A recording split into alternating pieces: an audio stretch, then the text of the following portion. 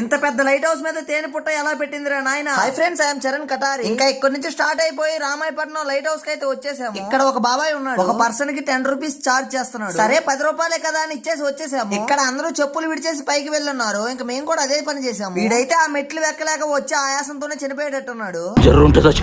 పైకి వచ్చిన తర్వాత ఇక్కడ ఒక రకమైన మెట్లు ఉన్నాయి, అది కూడా ఎక్కేసి ఫైనల్ గా పైకి అయితే వచ్చేసాము. Welcome to Ramayapatnam light house. ఇక్కడికి వచ్చి ఆ సముద్రాన్ని, ఆ చుట్టుపక్కల ఊర్లను చూస్తుంటే ఆ ఫీల్ వేరే లెవెల్ ఉంది. అన్ని బాగానే ఉంది కానీ ఇక్కడ ఒక తేనె పుట్ట ఉంది, దాన్ని ఎవరు పట్టించుకోకుండా అలానే వదిలేస్తున్నారు. ఆ తేనె పుట్టను కూడా చూడాలనుకుంటే మీరు ఖచ్చితంగా లైట్ హౌస్ మీదకి రావాల్సిందే. ఇంకా అన్ని చూసేసిన తర్వాత కిందకైతే వెళ్ళిపోతున్నాం. మెట్లయితే రౌండ్ గా భలే ఉంది. కిందకు వచ్చేసిన తర్వాత పక్కనే పార్క్ అయితే ఉంది. ఇంకా అందరూ దాని దగ్గరికి వెళ్ళి చిన్నపిల్లల్లాగా ఆడుకుంటున్నాము. ఒక్కసారిగా ఆ రోజులు గుర్తుకొచ్చేసింది. లైఫ్ చాలా చిన్నది మామ, ప్రతి మూమెంట్ ఎంజాయ్ చేయండి మీరు కూడా.